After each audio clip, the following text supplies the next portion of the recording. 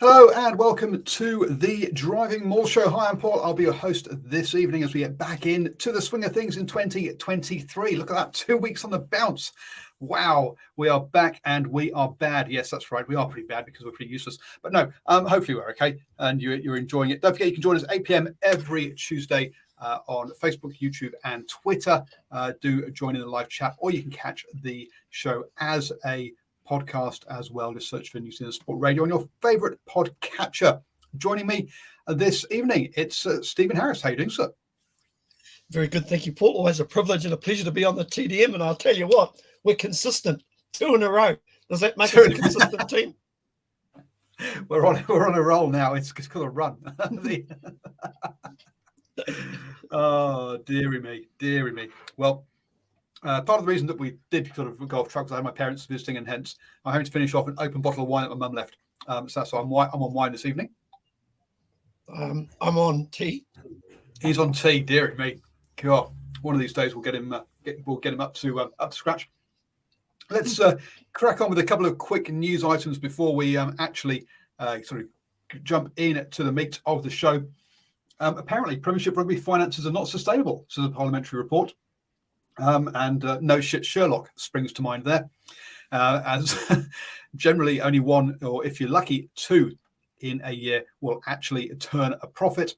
All the rest are making losses. We've seen 2 go bust this year. So funny that there we go, that we found out that that the English Premiership is not financially sustainable. Big surprise there. What happened about it? Who knows? Whether anything will actually happen, but there we go. I mean, no big surprise, is there, Stephen, on that one? No, not really. Given the issues of the Worcester club and also Wasps who would be to get themselves up running, but you do wonder if it's just a bit of a band-aid fix. Yeah, a matter of time there. We've also had England's squad announced for the Six Nations. Owen Farrell is still captain, which, to be honest with you, I disagree with. I don't like my kicker being the captain because purely he doesn't get a chance to talk to the referee and try and manage the referee at penalty times. And also, if you've just scored a try and you're taking the conversion, who is talking to the troops to get them ready for the next play and for the kickoff? So, for my mind, I'm not a great fan of my kicker being my captain. Stephen, you're not a big fan of Owen Farrell being captain either, are you? I was going to say the other issue could be just in and around with the obviously some of the new rulings that are coming in and around time as well. So he won't have that extra time if he is the goal kicker. If there's something that needs to be queried, all of a sudden he's got to take that on board and then get himself set.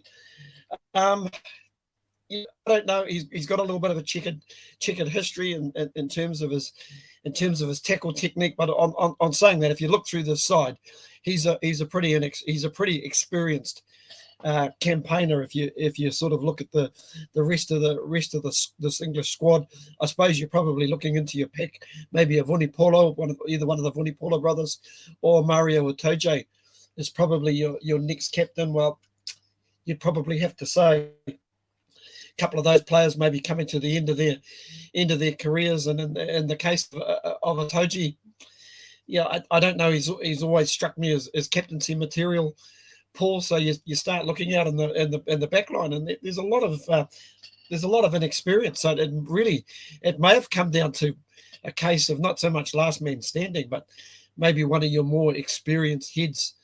Hence, he got the job, and I would imagine he probably has a relationship with the New England coach Borthwick as well. I mean, look, Borthwick has been the assistant coach for England. So obviously, he's got a relationship there. Also, Borthwick was on the British National Lions tour, where again, so they have known each other in those sort of places. Look, the assistant captain or the vice captains are Ellis Genge and Courtney Laws in there. I'm a bit surprised about that, as I'm not sure Courtney Laws actually. Is he a guaranteed starter in that one? I don't know, but so interesting one there. I mean, Billy Vunipola hasn't even been selected for the squad in this one, as well as Johnny May and Jack Nowell as some of the other experienced players that he could have had there in the backs. So a number of players that have been left out. So a bit of change there with the new coach coming in, which I guess is what you kind of expect. I was going to say also, I suspect Tom McCurry is out with an injury as well. He's another experienced head. I don't know if they were spilled for choices at the end of the day, Paul. Yep, true. So those ones missing. Also, Underhill as well. I guess another player who I assume he spent a lot of his time injured in that one.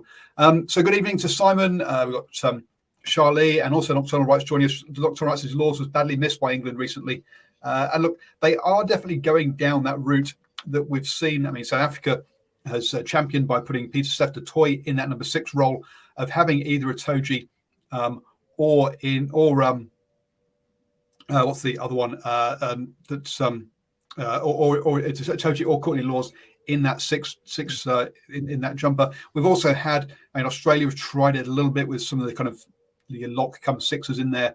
The All Blacks have tried it with Scott Barrett playing 6 and Topu Va'ai doing it for the Chiefs as well. So look, it seems to be part of the way that they're going. So the way the game is going currently, so interesting on that one. Yeah, Charlie says that Johnny May has not had a good season in there. So it's not surprising that and especially wingers as you get older, you tend to be one of the first ones that drops, don't you? I mean, remember if you see an All Black winger over the age of 27, it's extremely rare. Ben Smith being clearly the exception that proved the rule in that one. So a number of uncapped players: Finn Smith, the Northampton fly half. And then we got Ollie Hassel-Collins, George McQuire, Caden Murley and Jack Walker. So a whole bunch of new faces for me to see come the Six Nations, I'll be honest. And it's going to be very interesting to see how Borthwick goes with this team and how he runs it. Does he run with Marcus Smith at 10 and Farrell at 11? Sorry, Farrell at 12, or does he put Farrell in at 10? We will just have to see about that one. Nocturnal Rights says, Scott Barrett should be starting lock now when all available. Well, don't worry, because the main meat of this is going to be talking about coaching, and also we'll start having a look at the All Blacks Rugby World Cup squad as well. So that will be the meat of this one. So let's just move on into our first big topic of the night then, which is Eddie Jones has been selected or has been hired as the head coach for Australia. Now, not just for the men's team, but also for the Wallaroos as well for the next 5 years.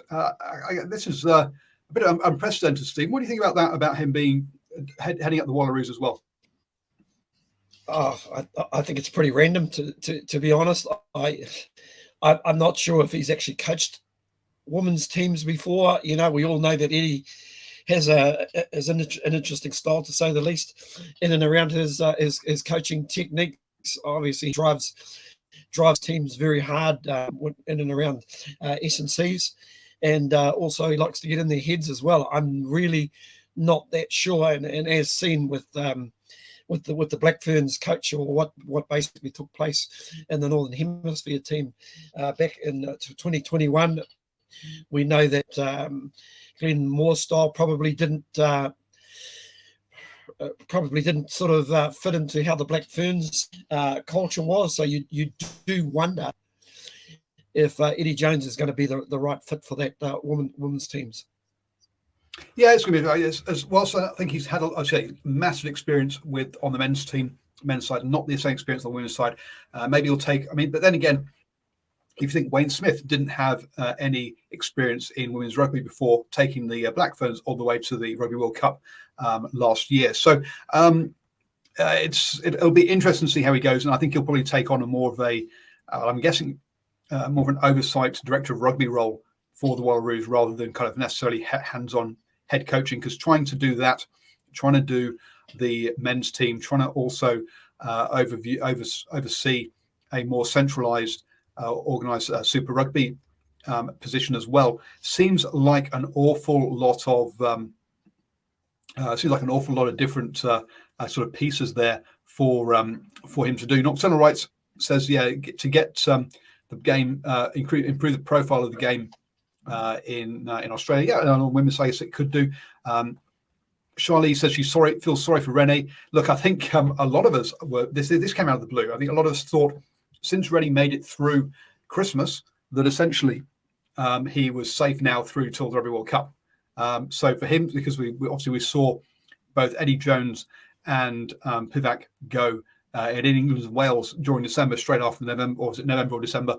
So we assumed that since Rennie had survived that he was going to make it through to the Rugby World Cup, but it wasn't to be. And yeah, you got to feel sorry for Rennie. But look, from what I hear, he's off to a very nice contract running Kobe Steelers up in Japan. So I don't think we have to worry where his next meal's going from, Stephen. No, not at all. He's a well-established coach. Got a great record. Yeah, I'm pretty sure he'll bounce on his feet, and I'm pretty sure Rugby Australia will have to pay him out accordingly as well. I don't think whilst they've brought Eddie on board, I don't think to release Rennie's going to come particularly cheap. But yeah, who wants to be a coach at the moment? Even in the French top 14, Clermont coach Jono Gibbs also shown the door this week as well. So here's a couple of Kiwi coaches that have been shown the door. Ironically, I think they're both ex-Chiefs as well. Yeah, it couldn't happen to a better man, a nice man than Jono Gibbs as well. I mean, geez, I don't feel sorry for him one little bit. Sorry, someone that I had not the best relationship with when he was at when he was Waikato head coach. He agreed to give me an interview to talk about the differences between coaching in the Northern Hemisphere and the Southern Hemisphere, or in Europe, and he kept on putting it off. And then on the final, he said, "Yes, I'll come back and see you." I waited till midnight, didn't even turn up. So thank you very much, Johnny Gibbs. Yeah, nice work there. You could have just said no to the interview. I was going to say, very professional of you, Paul. I know you're one never to hold a grudge. Yes. So anyway, so look, and again, Johnny Gibbs. Let's be honest. He'll bounce back and find another coaching gig anyway. So look, Simon Hughes says, I've heard good things about Johnny Gibbs in coaching. Look, let's be blunt here. He came back, took Waikato and won the championship. He is a good coach. Don't get me wrong. He knows how to coach players. He's a good rugby coach. Dealing with the media is perhaps a different part of it, though. We'll come to good coaches who perhaps not the nicest people later on as well. But no, look, his coaching credentials are fantastic. He obviously assistant coach to Ronan O'Gara at La Rochelle, and I think didn't they win the European Champions Cup? So look, he is a good coach and knows his rugby. Don't get me wrong on that one at all. Charlie, Paul, just a quick cheeky question. What do you think about replacing Eddie this close to a Rugby World Cup? Look, I think the replacements to England, Wales, and Australia this close to the Rugby World Cup are all too late. I think it's been it's interesting that both the England and the Australian appointments are for 5 years, whereas the Welsh one, as far as I know, is not at this time. So Warren Gatland. We'll come on to something. Actually, I'll do it now. I'm just going to share my screen while you're doing that, Paul, while you're doing looking for that shot you got up, I'm going to disagree. I don't think it's that late in the piece because, if you think about the Rugby World Cup, it's about hitting that tournament and getting some momentum. And really, at the end of the day, all you need is 3 good games. If you've got 3 good games in you, you're more than capable of winning the World Cup. That's if you get past the round robin into the quarterfinal. And if you kind of look at the draw in the case of both England and Australia, it wouldn't surprise me if one of those 2 teams progresses, given the side of the draw that they're actually on. And then it might just come down to 80 minutes at the end of the day. Although if I was a betting man, I'd probably put more money on England than I would Australia. But on saying that, Australia can get their best 23 players on the paddock. Boy, they're going to be a dangerous beast as well. Well, again, disagree. I guess it comes on to combinations then as to do you inherit combinations and improve the environment and you're happy with those combinations, or if you try and set up new combinations, I think that might be part of the that's where it goes kind of wrong. Interesting tweet by Drew Mitchell, where he put that it reminds me a lot of 2019, 6 to 8 months before the Rugby World Cup. Rugby AU's leadership lose faith in the head current coach. 2019, they appoint a selection panel because they don't have faith in Checker. 2023, they sack Rennie. At what point does the focus turn on the people who make the appointments in the first place? These tweets aren't about my thoughts on who or who shouldn't be in charge. To some extent, it feels like history repeating itself. So an interesting one there. Yeah, that actually he's not making comments necessarily about the whether Rennie should stay or Jones should come in or shouldn't come in. But he's saying, look, the process is wrong. You shouldn't be. I don't think it's fair on Jones in some ways. I don't think it's fair on Borthwick to be treating them this far out. Paul, I just wonder if they had this decision locked in for a while, because if you recall, only a few days into the new year, one of the assistant coaches, Scott Wisemantel, who's highly regarded, actually resigned from the Wallaby squad, and he basically put it down to the fact that he actually wanted to spend more time with his family and other business interests. You kind of do wonder if there's something that he knew that nobody else knew, or else those other people knew at the time. Well, it sounds like Dave Rennie was caught by surprise by this. So interesting that, as you mentioned on that one. Chris Evans-Bailey, all national unions are disliked by the fans and players of their own country. Well, yes, that's probably true to a large degree. Shirley, I heard Nick Evans coming into England, so England to start running and playing the ball. So this is something we talked about a little bit last week with Stephen's sort of waxing lyrical about Nick Evans. But look, at the end of the day, I think we are various teams in their DNA play a certain way because that's how the players have played all their life. And if you try and change their style of play at the last minute, then it kind of doesn't work. So an England team, because of how they all play in the Premiership, how they play day in, day out, will always have a forward-orientated platform. And the question then is how much when you go wide and how much degree of when you go wide. But it's very much going to be a forward-dominated game when you're talking about England, I believe. But Stephen, you on the same page there, or do you think Nick Evans is going to rip up the rule book and suddenly we're going to have free-flowing Fijian 7-star rugby from England?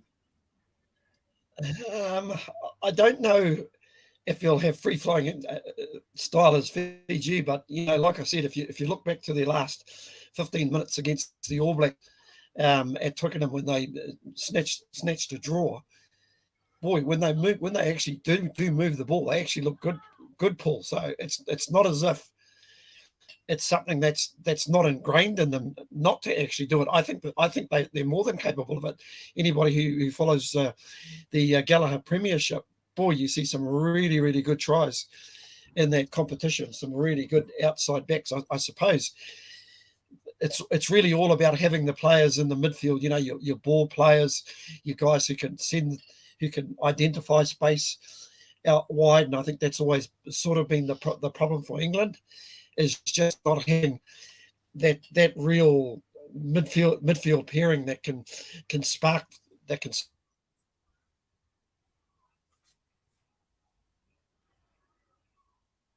And I've lost Stephen there. Hopefully you guys have all got him and it's a problem at my end rather than anything else. But yeah, I think he's quite right there. Look, that midfield pairing for England is going to be key, and there's been a problem since probably 2003 when you had Will Greenwood, Mike Tindall, and also Mike Catt in there. So just the thing I was going to bring up was having a look at when countries change their coaches, and as if you have a quick look at that diagram, you'll see that this is the first World Cup where people have been changing their coaches less than 12 months out from the Rugby World Cup, and 3 sides are all doing it at the same time, which is kind of a really interesting one. That suddenly it's I guess it's a bit of a change in culture. Look, we had 4 coaches change in the just over in 2022, come 2023. So 2 years ahead of the Rugby World Cup, or a year and a bit ahead of the World Cup. We had 3 ahead of 2019, only 2 ahead of 2015, none ahead in 2011. So, but then again, we did have 3 and 4, the 2 previous ones. So that maybe the time frame is coming shorter, and also perhaps a couple more as well in there. What I've also so interesting at that basically you've basically got New Zealand, South Africa, France, Ireland, and Scotland are the sides that have got the head coach that they expected to take the Rugby World Cup at the beginning of the cycle, are actually going to take them there. And I will bring up another one that actually I'll do that now. But so what we can see here is if we look at the intended coaches that the Tier 1 nations expected to take them to the Rugby World Cup, we're at 5 at this time, 6 in the previous 2, 9 in 2011. Wow, that was a very stable setup there heading into that Rugby World Cup. Got Stephen back here. So, but Stephen, looking here at the if we look at the Tier 1 nations in the since the turn of the century, as to the coach who was coaching the team at the beginning of the World Cup cycle, and who it was that took them all the way and did that coach take that team all the way to the Rugby World Cup. We've got 5 coaches doing that this time. We had 6 in the previous 2 Rugby World Cups. 9 of them had the proper run up to 2011, which should suggest that 2011 should have been a classic Rugby World Cup, as all the coaches had time to meld and organise their teams there. 2003, wow, it was a bit haphazard, and I guess professionalism still really getting hold there. But those numbers surprised you, Steve, or something you kind of you expected out of the 10 Tier 1 teams? Yeah, probably no real surprise at the end of the day. Listen, just before I fell off, I was about to ask you a question in and around Australia, because I've been having a really good debate on the social network with a chappie in and around Australia. And my question to you, Paul, if you look at Australia's history in Rugby World Cups, are they actually overachievers? And I'll put that to the audience as well. Are they overachievers? And why I say that, they've actually won 2 World Cups. They've actually also been in 2 cup finals. They've also been, if I recall, maybe they might have been in a semi-final as well against New Zealand in 2011. Yes, at Eden Park. Also another 1987, they were in a semi-final against also France, which they lost at Ballymore in Brisbane. So for a country where it's their arguably probably their 4th placed of their winter sports, behind AFL, NRL, football, and then rugby, are they overachievers? I think they are overachievers, and again on the budget side of things as well. And I think one of the things that Eddie Jones mentioned was that one of the reasons they achieved so well initially was that they took on professionalism very quickly, and perhaps they had amateurism before that. So you got it. Yes, I do think they are overachieving for their player base as well, for the number of players that they have. You've got to say that they have a smaller player base there. You've got to say that France underachieve on those sort of same criteria. They've got the money, they've got the player base, but they've never won a final. England as well, again, one of the money and player base, only won 1 final. And they've been to a couple more, but they've only won 1. So you could say, yes, that Australia overperformed, whereas you look at your France's and England's have kind of underperformed when you think about the resources they have available to play. Shira says, Charlie says, I can't believe I'm saying this, but they used to have some awesome talent. Oh, look, they've definitely got talent there. But one of the things we've kind of said about Australia is they have 23 good players. Do they have 30? And that's they just don't have quite the same depth. And one of the things that Dave Rennie's had to do is create some depth because of those injuries, and that will bode well for Eddie Jones this year. But to bring us back to the kind of around the coaches thing. So as we can see, this is the first time that 3 coaches, as I've said, have been replaced within 12 months of a Rugby World Cup, which is different. We've talked kind of around this. I mean, a lot of changes there you see heading into the 2015 Rugby World Cup. This one, Italy are the only team. Italy and Australia and then Wales are the only ones that have actually replaced their coaches twice in this cycle. They put a Brent, but 2 of those kind of came in at the beginning of the cycle. Where you look at into the 2015 Rugby World Cup, where you've got had 2 changes heading into that one, with Robbie Deans getting replaced in 2013, and then Checker coming in 2014. Look, it's been a relatively stable place apart from Italy, and obviously we had that surprise change in Argentina. Argentina have got themselves out of kilter at the moment with they've changed their head coach the year before Rugby World Cup twice now in the last 2, and they need to, I don't know if Checker will sit in and go through for another a full cycle or not, but it'll be interesting to see that. Looking beyond the Rugby World Cup, Stephen, well, with Eddie Jones now signed up for 5 years, that's the Australian seat locked in. England, again, have done the same sort of thing. That's locked in. Ireland with Andy Farrell, you've got to say, unless he has an absolutely disastrous Rugby World Cup, I can see him locked in for another 4 years. We've just heard that Rassie Erasmus and Jackson Abar are locked in for another 4 years at South Africa as well for the World Cup cycle. So it does get those are the 4 seats that are, I think, locked in now for the next World Cup cycle. By the way, remember I was talking about good coaches, not nice people. I was talking about Rassie, but there you go. That was my reference earlier. But Stephen, you think? I mean, we've talked about all the others, but Rassie and Jackson Abar, you think they're doing a good job? You think that it's right for South Africa to have locked them in for another cycle?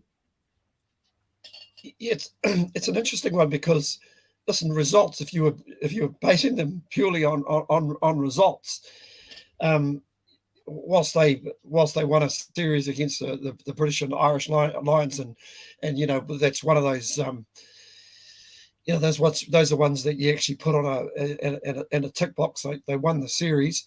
They haven't really played great rugby, but what they have developed, a little bit like Dave Rennie, ironically, is a lot of depth. Because when it comes to depth, I think they've probably got the best depth across any international team at the minute. You kind of look around their provincial rugby. There's nobody coming through any of their provincial teams that really stands out, unless we got somebody watching this show from South Africa who can correct me otherwise.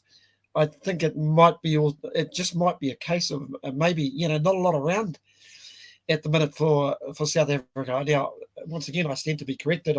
They may have some very good coaches coaching their provincial teams, but I'm just unsure. Yeah, it's true. It's the I say he's nailed the big ones, hasn't he? He nailed the Rugby World Cup. They nailed the British and Irish Lions. If they go well in this Rugby World Cup, then you can say, look, they nailed the big ones, and they use the ones in between for preparation. Is one way of looking at it. The other way of looking at it is, that they get lucky occasionally, and they happen to get lucky at the big time. Yeah. I don't know. You make your own luck in some ways. Well, beg your pardon. That was very big to not mention the World Cup, the World Cup winners, and boy, if they can go back to back, or even get to a final, they're probably the right guys. I suppose for South Africa, now that they're developing a lot of these brilliant outside backs that we're currently seeing at the minute, how much do they want to develop their game, or do they want to stay with what they know? Yep, true. It'll be interesting if those guys can change that one.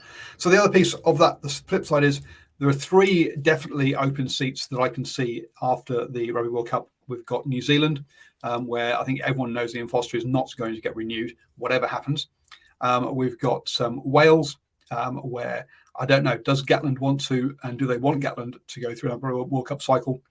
From what I hear, Townsend is definitely on the out in Scotland as well. So there's 3 open seats that I can see for head coaches. And we talked about those three, or about at least two of them, and who might go into each one. Looking at probably Razor going to Scotland and Jamie Joseph's going to New Zealand is apparently at the moment the smart money, but I still think Razor will get the All Blacks job.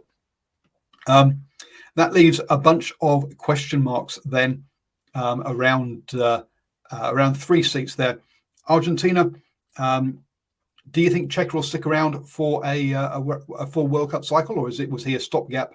Was he kind of a short-term measure with someone else lined up, do you think, Stephen? And it's great to know that every single show we get one time when Stephen forgets the mute button. Yeah. I do apologise. No, I was actually just talking to myself there. Actually, I didn't like the answer though. I was going to say, I think he's a coach that longs for a bit of success at the international level, and it wouldn't surprise me if he does hang around. I think that'll be determined on how well Argentina's Rugby World Cup. Yeah, it'll be interesting to see how that one goes. France, look, the current coaches seem to be doing a good job. I wouldn't be surprised if they're going to be, if they get reappointed. France, if you actually look at that, if you look at their record of how they handle their coaches, they have only once replaced a coach mid-World Cup cycle. Every other time, they appoint a coach at the beginning of the cycle and they stay with him, which is a fantastic record, similar to New Zealand, where New Zealand changed in 2002. But apart from that, have given each of their coaches a full cycle. So as much as we sort of talk about, and I remember obviously in 2011 in particular, where there was kind of an uprising of the players against the coach, but the coach does survive the full World Cup cycle, even if he doesn't get on with the players, which is kind of interesting. So I wouldn't be surprised if they what's going to anyway. If the French do replace the head coach, I can't see them going with a non-French coach. They never have, and I just can't see them. The only option might be if Sean Edwards were to get promoted from assistant to head coach, as he'd been in the environment for 4 years, had shown that he was, I think it's 4 years, and it's shown that he kind of understands the environment, understands the culture, understands the language. That would be my only way I could see that not being a French head coach. And then Italy. It'll be interesting to see whether Italy continue with their head coach or whether they decide to refresh there. But not many options there. So I think if you are a coach that wants international opportunities at Tier 1, you can't really turn down any offers that come your way. I think that's where Razor needs to be a bit careful on that one. No, I tend to agree there. And sometimes, like Jamie Joseph, you sometimes may have to go and cut your teeth on a team that's not considered one of your more tier one nations. And if you look at what Jamie's done with Japan, he certainly made them a very, very competitive team and also a dangerous team at World Cups, as both Scotland and Ireland found out at the 2019 Rugby World Cup. Just relating to Italy, boy, why wouldn't you keep Kieran Crowley? Just seems to me he's got a really good thing going at the moment. He seems to have this Italian team playing a little bit more of an attractive brand of rugby, but also a brand of rugby that makes them very competitive. And getting the odd win along the way also helps as well. Those victories over Wales and also Australia. Boy, what did that happen in the space of a few weeks, didn't it, Paul? That was pretty good. Look, he is heading in the right direction, and I think if you look at that, the history of Italy and their head coaches is, look, they just don't keep a coach around for very long. I think Conor O'Shea was doing a really good job about laying groundwork for the next cycle, and but then went off and joined the RFU in there as a kind of whatever role it was now. It was a shame. So I think actually Italy could do with having somebody around for 6 to 8 years to really have the time to put in, build grassroots and have that continuity. I think would be great. Simon says, Jones not guaranteed to be coached the next World Cup cycle. Jones removed them if they're poor results. Yeah, look, clearly we're working here on the assumption that on looking at people's contracts rather than necessarily looking at surprise removals like we've had with Dave Rennie in this one, clearly. So, Stephen, I think it's time for us to have a look at the All Blacks now, and to have a look at who might and who might not be on the aeroplane heading to France in this one. And so what I've done is I've gone through and added all of the players that were part of the All Blacks squad for the Northern Hemisphere, and I've also added a couple more. Let me just try and zoom out a little bit so you can actually see. Can we get all back threes in there? Oh, not quite. I can't quite. Doesn't quite fit everyone. There we go. We can fit everyone in now. There. So 31 slots are available at to head to France. As you can see down the side there, I've added in the 31 numbers. You can see there are 31 slots now for players to head to the Rugby World Cup in France. And now this lists all the players. It includes all the players who are on the November tour, plus a couple of others. So starting at the top there, Stephen, looking at some loose head prop, I think the way that Ethan de Groot and Tyrrell Lomax were both picked so frequently last season, I think we can put those two guys in there as they've got seats on the aeroplane at the moment, and barring any kind of sort of extremely poor form or injury, those two are going to the Rugby World Cup. I would suggest that George Bower, Ofa Tuangafasi and Nipo Lualala are currently penciled in to the remaining three spots for props, with Ofa providing cover on both sides, which is why he goes in that one. And then waiting at home, these guys who have got a chance, but I don't think are. But at the moment, I don't think our first choice. But looking for basic injuries or having a fantastic season to get there, you're looking at Aidan Ross, Carl Tuanakapi, Angus Ta'avo, and Fletcher Newell. Someone who can take a holiday and doesn't have to worry about going to the Rugby World Cup is Joe Moody, is my expectation. Any? Do you agree with how I've ranked the props at the moment, Stephen, or do you think some of those props have got more of a chance or less of a chance than I've given them? Oh, I think probably Super Rugby will determine whether some of these guys make the cut, and I'm talking probably more in the Fletcher Newell mode, especially. I wouldn't totally write somebody like Joe Moody off. Listen, if he can come back and still show that he displays some form, because we know he's a very, very good scrummager, and I think it's really important that you have a battery of props that can scrummage. Boy, he'd still be in my he'd still feature in my team. But listen, Paul, all in all, I think I'm not really too far. We're pretty much on the same page, really. So I'm sorry, says if Moody is fit, then he's in. I disagree there. I think he's actually probably on the outer at the moment. I could be wrong. On the hookers one, I think it's pretty clear that Cody Taylor and Samasoni Tuakalaho are the two first choice hookers. Dane Coles, I think there probably goes as the third hooker, with Asfar Amua available then as injury cover on that one. Any hookers I've missed out, or do you disagree with the order that I've put them in there? No, not really. Probably the only other player that really comes into question is maybe George Bell, as a promising young player. But listen, if they did have an injury to one of those three, I would probably suggest Asafo Amua will come into the side, because he's got a bit of experience up his belt. He did tour with the New Zealand A side to the Northern Hemisphere. So, yeah, to me, I think the five, now that you've added those extra two names, are pretty much, two of those guys are going to be unlucky. Yep.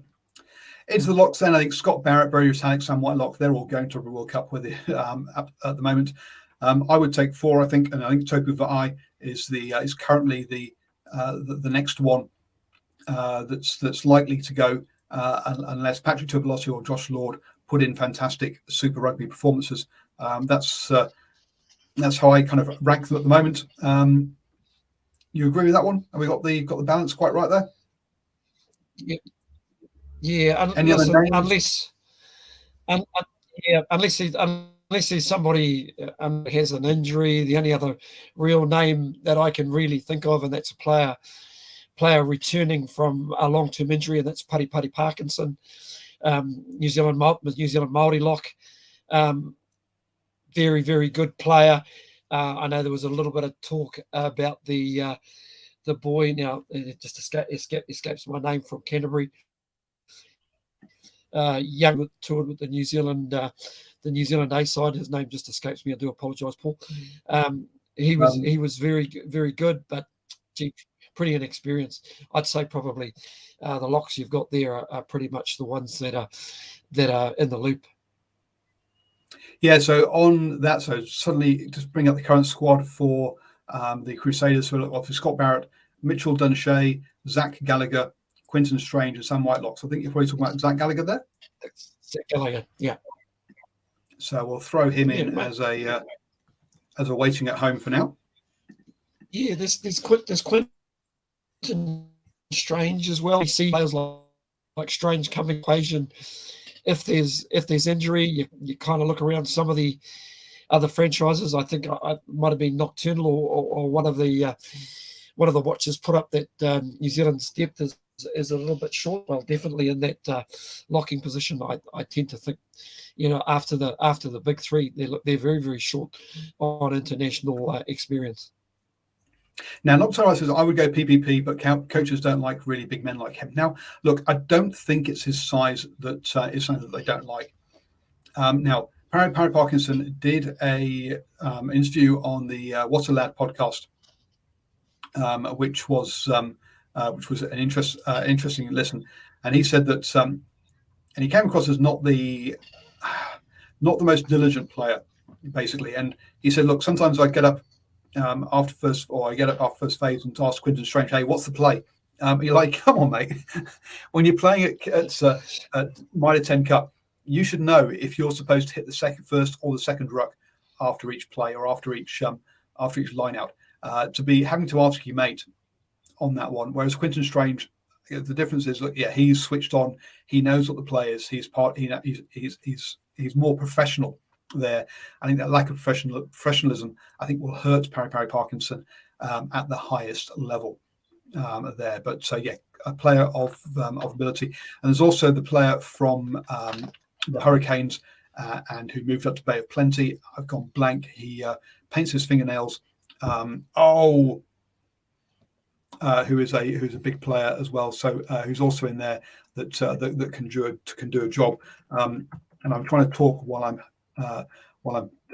googling Hurricanes to bring up the player list to remind myself who he is. And I am talking about Isa Walker-Laurie, another player there who I think has the potential, but I don't think has been part of the setup to actually get in there and on that one. Nocturnal Pari Parkinson likes to hurt the opposition. Apparently, look, I think quite a lot of forwards are in that category. Nocturnal rights. Paul, I was going to say if you wanted an absolute bolter to come out of nowhere, and this kid is very highly rated. He's definitely got the size, and he's one of the biggest locks running around he will be one of the biggest locks running around in Super Rugby, is Fabian Holland from the Highlanders, New Zealand under 20s. A lot of potential, this kid, but like I say, there's a bit of traffic in front of him before he got into this team. But you never know. If he has a standout season for the Highlanders, anything's possible. I'm pretty sure Nocturnal Rights will agree with me. Yeah, he's got, if eligible, he said, is I don't know what Fabian Holland's ancestry is and what his eligibility is like for that one. So we'll see that. But yes, when you look at the number of names in there, there's a lot of traffic coming through in that lock department. Charlie, when we get on to the next one, it says a young guy from Otago playing 8 is impressive, and Nocturnal Rights has gone and pulled out the name Leo Willie Charlie apparently there on that one. But look, I think in the back row, I would be well. Obviously, you got Sam Kane and Artie Surveyor are definitely in there. To me, Shannon Frizzell, Akira Ioane, and Dalton Papulehi, perhaps not in that order, are penciled in at the moment. Would be your five back rowers, I think. Billy Harmond and Hoskins Sututu, who were part of the setup, I think, probably next cabs off the rank with Peter Saukula, unfortunately, has been discarded. And I said he can go on holiday because I don't think, even though he did appear for the All Blacks in 2022, I can't see him making his way through to the World Cup team. I agree with that. Again, agree with how I've ranked those players, or do you think there's some players there that I've missed out, or have I over-egged or under-egged some of those players? Yeah, listen. For me, if it came down to a straight shootout for a number 7. And I know in the past we've accused him of being a penalty magnet, but listen, I thought he was very impressive in the NPC, and it was pretty much the reason why I thought Wellington got the job done. But the skipper, Duplessis Kirifi, I thought was just amazing, and he's probably one of the better breakdown players in New Zealand in terms of players over the ball. I'd love to see what his turnover rate. I know there's been question marks about the number of penalties that he gives away, but I think in an All Black environment, that's something that he can improve with. The other player that I'm really keen to see again this year, a lot of talk about him about being an unlucky player, is also Callum. Ethan Blackadder, of course. How can we not forget Ethan Blackadder? But also Callum Grace as well, who's probably one of the best players on opposition line-out ball in the country. Mobile, I suppose question marks is just really in and around his physicality at another ceiling or another level. Yeah, so there's a bunch of names there that's suggestions that Ethan Blackadder is ahead of Akira Ioane in the All Blacks thinking. Now, this is, I guess, what we're trying to do, or what I'm trying to do here is what I think Ian Foster will do, not necessarily what I think, what I would do necessarily with these. So where do you stand that? Do you think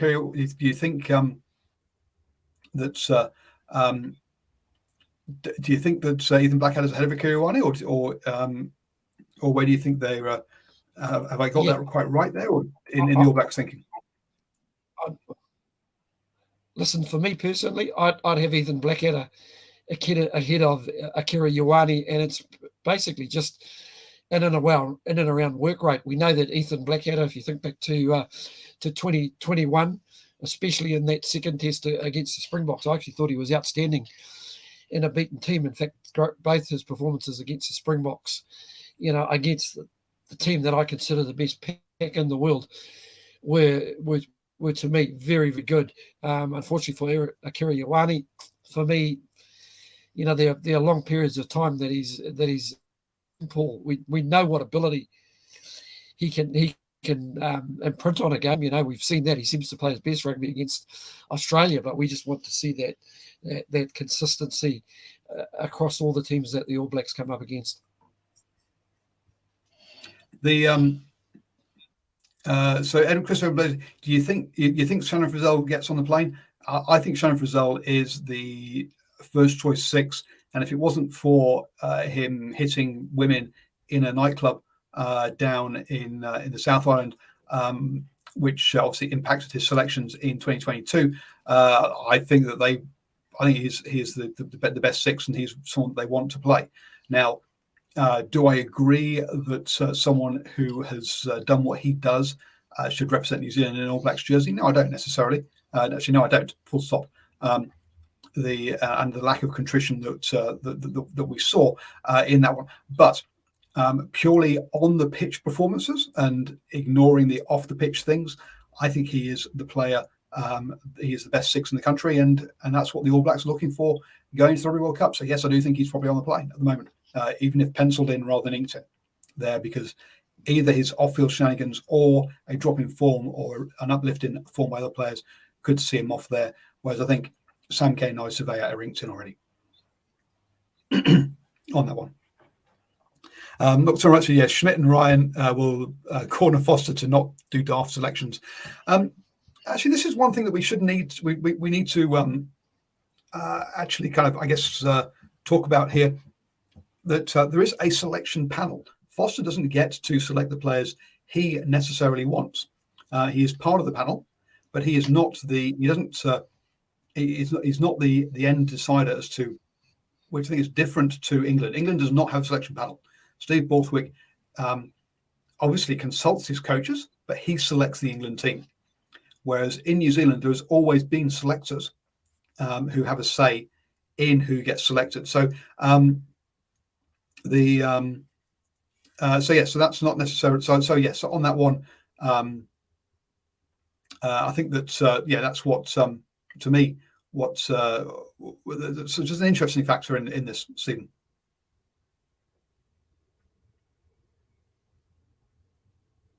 It is. It is. It's an interesting one. It's an interesting one. No, I probably haven't got anything to add on that one, Paul. To be honest. Yeah, it's just an interesting one on that. The difference is a different setup here in New Zealand. I don't know. We don't get to see the behind the scenes things. We don't actually understand how much that actually impacts selection. But yeah, that's that one. Moving on to scrum half then. Aaron Smith, he's inked in. So I was going to. Yeah. I was going to say that usually with these guys, there's always a bit of healthy debate. I would imagine when it comes down to nailing down the squad that they want at the end of the day. I mean, to say you can only push a wheelbarrow so far, but I would imagine if Foster, I think Foster probably, if he has the final say, it'll be his decision at the end of the day. You can just basically see how loyal he is to his skipper, Sam Cane. He's basically turned away from saying that no, he's our captain and that's all there is to it. It's never been questioned, shall I say? Oh, yeah, absolutely. And I don't think that he's been forced into having players he doesn't want. But I do. But it's as I say it. But it's kind of. I guess it's one of those things where you walk in as the head coach, you understand that that's the structure and you work with that structure. Whereas it was imposed on someone like Checker ahead of the 2019 Rugby World Cup, where it wasn't something he expected or wanted, and so it became a point of conflict rather than a point of cooperation, which is where I see how it sits in New Zealand rugby. We never seem to question. We don't ever hear about selection arguments with the selectors, but it is interesting that officially he doesn't have the entire say on the squad. Moving on to scrum half, then Aaron Smith clearly goes to Rugby World Cup as the number one choice, and then I think it gets pretty muddy after that one. I found it hard to decide which of these two, or which two of the next four players were the top two. I think it's Finlay Christie and Brad Weber, but I don't know.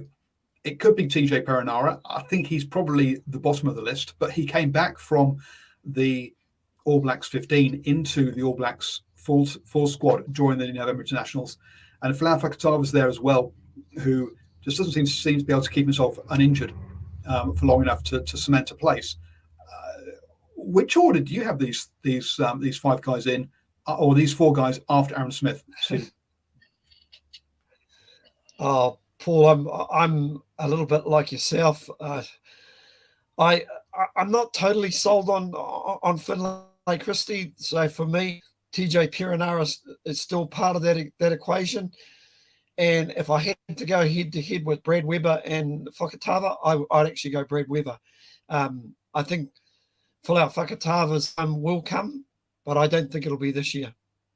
And if you think back to the season that they had. He was given very, very game time by this All Black coaching panel. So I wonder if there's still maybe they're not sure either. Okay, so I think it's probably then, as you say, Aaron Smith, Brad Weber, and then one of somebody else is currently how it sits. But I don't think Brad Weber's inked his name into the onto the airplane.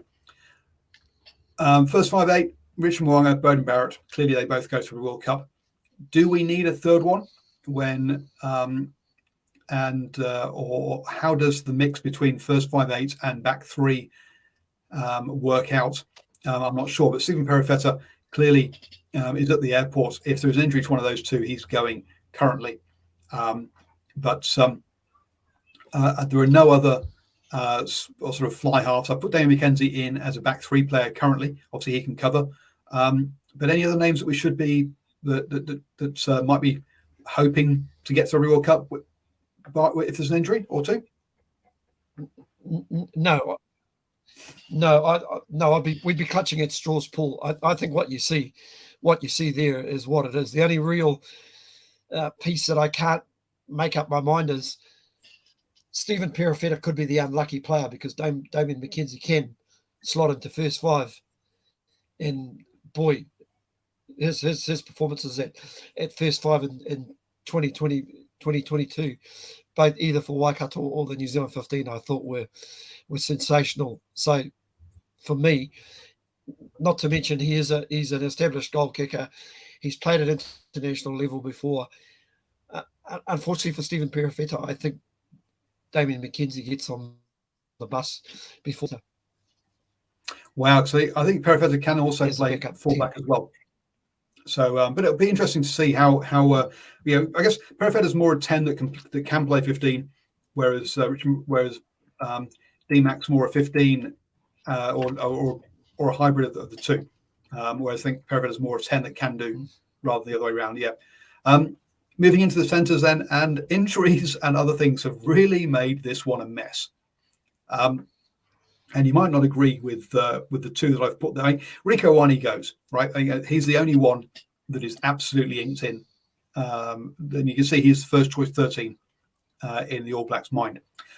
I think Antonio Brown is also inked in to go since he came back into the things in the November. I think Quinn Tupaia. It depends how he comes back from injury and when he comes back. And I think Jack Goodhue, the same applies to him. I think how does he come back from injury? But I think those two are the next two cabs off the rank. Depending on how they come back from injury. I think Enor basically fills in if they need it. He's the last person there to fill in when everyone else is injured. RTS, yep. Will he get enough rugby? Yep. I don't know. Go on. Yeah, I was going to say, Braden Enoa, unfortunately, he is the last. He is the Benson Stanley. He's the last man standing because everybody else gets injured. So I think he goes out of the equation. So you're basically looking at 4 players, 2 places. Unfortunately for Quinn, he's behind the 8 ball. So all of a sudden you're looking at 3 going into 2. So I think they'll take Jack Goodhue. Because I think they rate him. He's experienced, and then I just think the last place is just a toss up between Tuivasa Sheck and David Havili, and a lot of them will come down to who displays the better form in Super Rugby. You don't think Quinn Tupaia gets to go? I just think it's too much to ask for, Paul, because I think you're giving these other guys a head start. So it's a monumental opportunity for Leonard Brown, Jack Goodhue, both coming back from injuries. There's also, and we also know David Havili, whilst he's probably set in that midfield jersey simply because the likes of Jack Goodhue and Anton Leonard Brown have been injured. But listen, I don't think he's played too badly, and he offers you a good kicking game. And listen, if it came down to one ahead of the other, I'd have more trust in David Havili than I would in Tuivasa-Sheck. Absolutely, Quinn Tapia was first choice for the Island internationals. I think he's so he was first choice for those 3 internationals against Ireland. He was playing at 12 with Rico outside. Now that's with Anselm Brown and Jack Goodhue injured, admittedly, and obviously with RTS with not enough experience. But he was ahead of David Havili at that point. So I think it does come down to I think he's got the runs on the board. If he comes back from injury, okay. But that's so we'll work. It looks like I'll move Quinn back one on the grounds, but and on the grounds, yeah, it's those 3 plus somebody, and we'll see how that one pans out. On that one, Simon Hughes says Roger should go back to an NRL. Well, yes, who's that one? Nocturne Right says Jordy Barrett goes in as a 12-15. Gets more outside backs in. Well, yes, I mean that is one of the pieces here. But I mean, you still have to have 3 positions out those outside backs, and those outside backs are providing cover to 10 as well, folks. So into the outside backs, I think Will Jordan, Trevor Reese, and Jordy Barrett, they all will be going to every World Cup. There, I think it's those are positions for them to lose. Next up, I think Lester Fainga'anuku, especially with his ability to play 13 and cover 13 as well as wing, is penciled in. And then I think we've got 3 players there who are all very good. I mean, Dane McKenzie, Mark Talia, Caleb Clark. If we go back to 2018, Caleb Clark, it's like, well, he's going on the plane. He's in his first choice 11. But he tried his hand at the Olympics and hasn't really got back into the swing of things. Yeah, two things I'm looking for from Caleb Clark this year is to try and recapture that form. Listen, when he first came on the scene, we all thought, gee, the All Blacks have found something special here. This powerful kid that can get you over the advantage line, beat tackles. We hadn't seen that sort of power running probably since Julian Savia was playing out on the wing, and he looked really, really good. The other thing I want to see from Caleb Clark, and something that's just been exposed a little bit, is his defence or his reading of defence. Paul, that's what I got to see, because I think right at the moment he's got Mark Talia absolutely chomping at his heels, because Mark Talia, what he brings to the table is just fantastic work rate and just ability to beat players in traffic. He's got strength as well. So boy, it's a real shootout there. But I just also want to chuck one other name into the mix as well. Multi-talented is Sean Stevenson.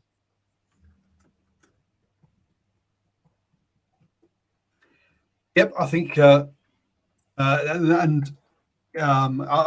was great to have a chat with Sean Stevenson during the Mitre 10 Cup. Someone who's had his issues, but actually, I'm getting myself mixed up with Solomon Almala. Sorry, Sean Stevenson. I did talk to him as well during the Mitre 10 Cup. But Sean Stevenson, yeah, one of those players who has always looked disinterested. Just not looked. He just doesn't look like he's in there and he's energetic and he's but he's got a cracking boot on him, and I don't look. Whilst that image comes across, I don't think that's really how he feels and how he plays. But yeah, he can look like he's switched off at times on the pitch, which, as I say, I think that's detriment to how fans see him. Rather than necessarily how he actually plays. Nocturnal Rights reckons that Talia is nailed a test next year. I think they'll take him. Look, I think he's nailed on as a. I don't think he's nailed on as a starter. I don't think he's nailed into the 23. There was a comment. Nocturnal Rights also said, "Look, Mackenzie goes as a 15, third choice 10. You don't need to, because Will Jordan can cover 15, right? So do you need that extra cover at 15 there? It depends on how you want to juggle your cover, because you could have Will Jordan and Jordy Barrett covering 15 happily, and then say, okay, I'll take Perifetra as a 10 and my third choice 15. rather than Mackenzie as a 10 as my third choice 10. 15. So there are different ways. There are a number of ways here to skin a cat, as they say. Not that I suggest you go around skinning cats, folks. Even if I do think they kill too many ground dwelling birds here in New Zealand. But yeah, so it depends. I think a lot of this will come down to who the coaches want rather than who is necessarily the best player, because I think these players are all very good, and it's about combinations and it's about cover, not necessarily combinations on the pitch, but combinations of, do we have the right cover for all the places off the pitch on that one. So if we look at it like this, then Paul, I think. Go on. Oh, Paul, I was going to say, I think, it wouldn't surprise me come the end of the season, or come towards the pointy end of the season, when the All Black side is eventually picked, that most of the players, the players mentioned, are going to be jumping on a plane and heading away to the rugby. But it'll be interesting to watch. They've also watched their form during Super Rugby as well, to see if these guys hit the ground running. Yeah, once we get to Super Rugby, folks, we'll be looking at this on a regular basis and shifting players around because, hey, it's fun.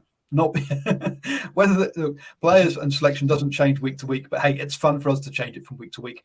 But looking at this, we've got, I think it's 17 players out of the 31 who are inked in to go to the Rugby World Cup bar injury, which I guess is probably, I'm not sure whether we think do you think that's high or low, that actually we don't even have 23 players here at the moment who are inked in, which I think is perhaps a bit of a surprise. I would have thought we should probably have had 23 inked in, as in the starting 23, but I don't think we know what that is at the moment. Stephen, I was going to say, doesn't that mirror Foster's reign? If you think about it. Yeah, it just tells you where we are at heading into the year. So as I say, we'll look at this on a regular basis during Super Rugby, folks, and juggle it all around. I've kept Stephen far too long. Thank you so much for joining me yet again. Don't forget, folks, back here next Tuesday, as I think that's the final one before the Six Nations kicks off. So we'll have to have a look forward and give you a totally, well, from my point of view, uneducated preview of the Six Nations as to where it will go. Stephen, you're wagging your finger at me. So what have I missed?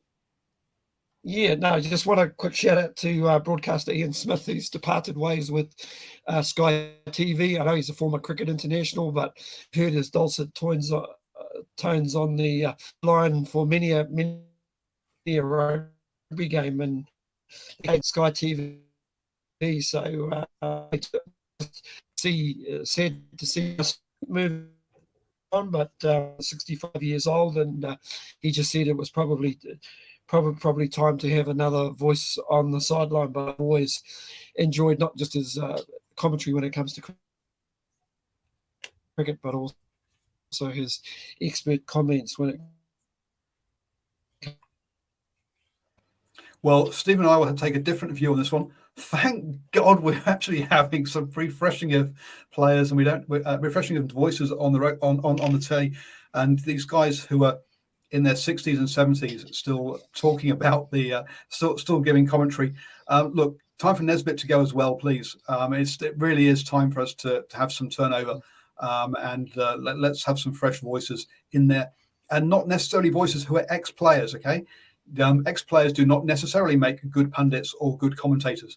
How about trying to find some professional commentators and good commentators and pundits, folks? Because yes, but it's time for play. It's time for these guys to get out the way and let some younger guys come through. The problem with New Zealand is there's only one place you can actually work, and hence once you get that job, you never let go because you've got nothing else to get, because there's nowhere else you can go. And it does block the talent coming through. But Stephen is shaking his head and disagrees with me. But there you go. That's my opinion, folks, on that one. And it's fine that we do differ. But yeah, he's had a cracking career. He's done very well. And look, he's still got his radio show on SENZ, and he's still got plenty of other work coming in. Stephen. Yeah. No, listen, he'll do okay. I'm pretty sure he'll get picked up to do a few things around the traps. And I know he's well loved in Australia as well, so I'm pretty sure he'll pick up some work for Foxtel. Who knows? He may have picked up a job with him, but he's just keeping quiet about it. Well, he wasn't he over there for the All Blacks? It's not for the Black Caps test anyway. So I think he. I did read somebody does his best work when commentating on in a room with all the other commentators being Australian, surrounded by the enemy, as it were. Cool. We'll catch you next week, and I say probably looking forward to the Six Nations, and cheerio.